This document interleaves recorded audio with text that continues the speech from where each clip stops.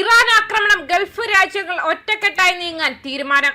കുവൈറ്റിലും ബഹ്റൈനും നേരെ തുടർച്ചയായി ഉണ്ടാകുന്ന ഇറാന്റെ ആക്രമണങ്ങളെ ശക്തമായി അപലപിച്ച് UAE പ്രസിഡന്റിന്റെ നയതന്ത്ര ഉപദേഷ്ടാവ് ഡോക്ടർ അൻവർ മുഹമ്മദ് ഗർഗാഷ് ഇത്തരം ഭീഷണികളെ നേരിടാൻ ഗൾഫ് രാജ്യങ്ങൾ ഒറ്റക്കെട്ടായി നിലകൊള്ളണമെന്ന് അദ്ദേഹം ആഹ്വാനം ചെയ്തു.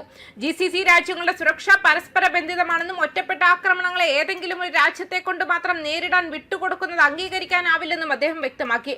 എക്സിലൂടെയാണ് ഗർഗാഷ് ഇക്കാര്യം വ്യക്തമാക്കിയത്. നമ്മുടെ സഹോദര രാജ്യങ്ങളായ കുവൈറ്റിനും ബഹ്റൈനും നേരെ തുടർച്ചയായി ഉണ്ടാകുന്ന ഇറാന്റെ അതിക്രമങ്ങളുടെ പശ്ചാത്തലത്തിൽ GCC രാജ്യങ്ങൾക്കിടയിൽ ശക്തവും ഏകീകൃതവും ഒത്തൊരുമയുള്ളതുമായ നിലപാട് ആവശ്യമാണ്, അദ്ദേഹം എക്സിൽ കുറിച്ചു. GCC രാജ്യങ്ങളുടെ സുരക്ഷയും താൽപര്യങ്ങളും ഒന്നാണെന്നും അവരുടെ ഭാവി പരസ്പരം ബന്ധപ്പെട്ടിരിക്കുന്നുവെന്നും അദ്ദേഹം ഓർമ്മിപ്പിച്ചു.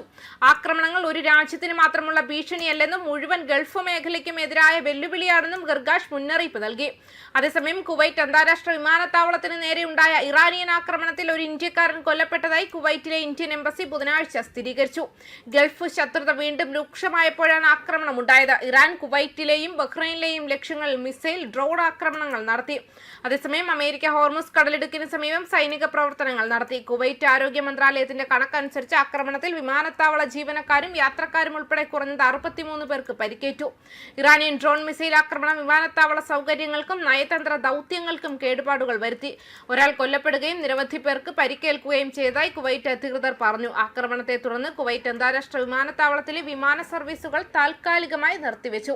മാത്രമല്ല, ഇറാൻ ആണവായുധം കൈവശം വെക്കില്ലെന്ന് ഇതിനോടകം സമ്മതിച്ചിട്ടുണ്ടെന്ന് US പ്രസിഡന്റ് ഡൊണാൾഡ് ട്രംപ് വ്യക്തമാക്കി. ഇറാന്റെ പരമോന്നത നേതാവ് മുജ്തബ ഖമേനി ചർച്ചകളിൽ പങ്കാളിയാണെന്നും അദ്ദേഹത്തെ കാണാൻ താൻ ആഗ്രഹിക്കുന്നുവെന്നും ട്രംപ് പറഞ്ഞു.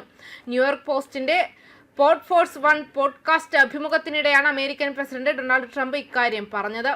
ആണവായുധം നേടാൻ ഞങ്ങൾ അവരെ അനുവദിക്കില്ല. ആണവായുധം സ്വന്തമാക്കില്ലെന്ന് അവർ ഇതിനോടകം സമ്മതിച്ചിട്ടുണ്ട്. അവർക്ക് മനസ്സ് സമ്മതിക്കാൻ കഴിയും. അതായിരുന്നു അവർ ചെയ്യേണ്ട കാര്യങ്ങളിൽ ഒന്നെന്നും അവർ സമ്മതിച്ചു. അതായിരുന്നു വലിയ കാര്യമെന്നും ട്രംപ് വ്യക്തമാക്കി. ചർച്ചയിലുള്ള ധാരണ പ്രകാരം ഇറാൻ ആണവായുധങ്ങൾ സ്വന്തമാക്കിയിട്ടില്ലെന്ന് വൈറ്റ് ഹൗസും അറിയിച്ചിരുന്നു.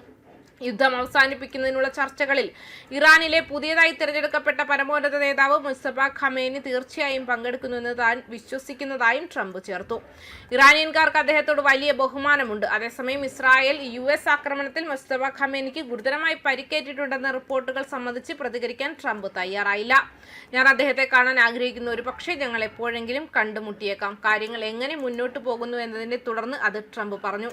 അതേസമയം ഇറാൻ US ചർച്ചകൾ തുടരുന്നുവെന്ന് ട്രംപ് ആവർത്തിക്കുന്നതിനിടെ ഇരു രാജ്യങ്ങളും തമ്മിലുള്ള സംഘർഷം തുടരുകയാണ്. ഇറാനിയൻ എണ്ണ കപ്പൽ US ആക്രമിച്ചതിന് പിന്നാലെ കുവൈറ്റിനും ബഹ്റൈനും നേരെ ഇറാൻ മിസൈൽ, ഡ്രോൺ ആക്രമണങ്ങൾ നടത്തിയത്. വീണ്ടും ഒരു യുദ്ധത്തിലേക്ക് പോകാൻ തനിക്ക് താല്പര്യമെന്ന് ട്രംപ് അഭിമുഖത്തിനിടെ വ്യക്തമാക്കി. ഞങ്ങൾ ഇനി അവിടെ നിലയുറപ്പിക്കേണ്ടതില്ല. ഇതിനോടകം അത് ചെയ്തു. നിങ്ങൾക്കറിയാമോ, ഞങ്ങൾ ബോംബിട്ട് അവരുടെ സൈന്യത്തിന്റെ ഭൂരിഭാഗവും ഇല്ലാതാക്കി. ഇനിയൊരു യുദ്ധം കഴിയുമെങ്കിൽ ഒഴിവാക്കേണ്ട ഒന്നാണെന്നും അദ്ദേഹം കൂട്ടിച്ചേർത്തിട്ടുണ്ട്. ന്യൂസ് ഡെസ്ക് കർമ്മ ന്യൂസ്.